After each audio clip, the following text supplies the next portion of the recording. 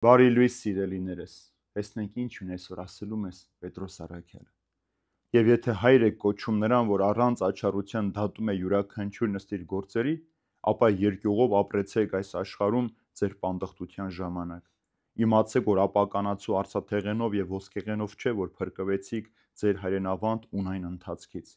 այլ թանկագին արյամ Քրիստոսի, որ անբիծ եւ անարատ է, ինչպես մի գառ, նա որ նախասահմանված էր նախքան աշխարհի ստեղծումը եւ երևաց ժամանակների վախճանին ձեզ համար, ձեզ, որ նրա միջոցով հավատացիք Աստծուն, որը հարություն տվեց նրան մեռելներից եւ փառավորվեց, որպեսզի ձեր հավատը եւ հույսը լինեն Աստծո վրա։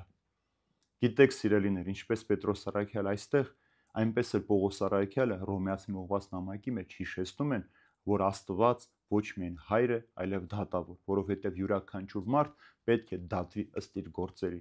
Դրա համար այստեղ ասում է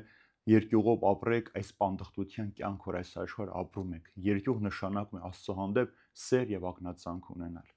Աստված ինչքան որ սիրող հայր է, գթած է, ողորմած է, այնքան էլ դատավոր է, պիտի դատի մեր մեղքերի համար։ Եվ մեր փրկիչն էլ Հիսուս Քրիստոսը, երբ առաջին անգամ ծնվեց աշխարհ եկավ իբրև մարդ մեր մեջ ապրած, նա իբրև բժիշկ եկավ աշխարհ, բայց երկրորդ անգամ երբ որ գա, նա գալու է իբրև դատավոր, դատելու յուրաքանչյուրին ըստ իր գործերի, ովքեր բարիք են գործել, պիտի ապրեն, ովքեր չարիք են գործել, պիտի մեռնեն։ Եվ հիշեցնում է նաև մեզ, որ այս դատաստանի ժամանակ, որ պիտի ներկայանանք, մեր ոսկեղենը, արծաթեղենը կամ հարստությունը մեզ չեն փրկելու, մենք փրկված ենք Հիսուսի մաքուր, անարատ եւ անբիծ արյամբ։ Մենք գինն ենք Հիսուս Քրիստոսի արյան։ Ուրեմն Հիսուս իր արյամբ է մեզ մաքրել։ Եվ ինչպես որ Աստված մեզ գալիս է փրկելու, այնպես էլ ցույց է տալիս, որ ինքը միայն հայր եւ արարիչ չէ, այլև փրկիչ է։ Մարդու մեղանչելուց հետո չէր, որ Աստված դարձավ նաև փրկիչ, այլ Աստված փրկիչ է հավիտյան, որ ամեն ինչ անում է, ներդնում է, որպեսզի հայրաբար կարողանա մեզ իր հորդորներով, իր խրատներով,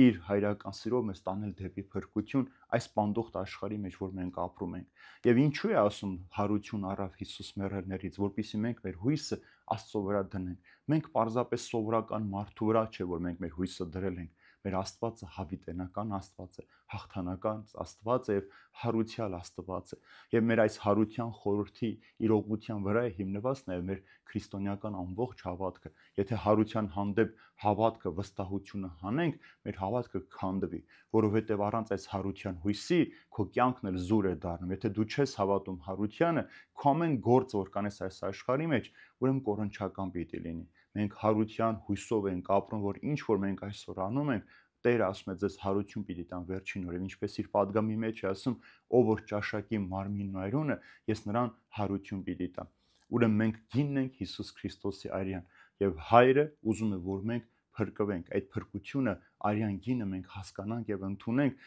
որպեսզի մենք մաքրվենք մեր մեղքերից։ Մինչեւ որ մարդ իր մեղքերից չմաքրվի, չի կարող թագավորի առջև կանգնել մաքրությամբ։ Նա միշտ պիտի վախենա։ Երբ որ մարդը գնում է դատարան եւ ինքը գիտի, որ արդար է, ինքը նաեւ վստահ է, որ պիտի իր արդարությունը հաղթի։ Եթե դու քո մեղքերից մաքրված ես, ուրեմն վստահ ես, որ երկնավոր դատավորի առջև կանգնելուց էլ չպիտի ամանչես։ Եթե դու ապրել ես երկյուղով, Աստծո հանդեպ սիրով, հարգանքով եւ սпасել ես Տիրոջ այդ գալուստին, որ այդ դատաստանի ժամանակ Քրիստոսի արյամբ դու պիտի արդարացվես ու մտնես Տիրոջ ուրախության մեջ։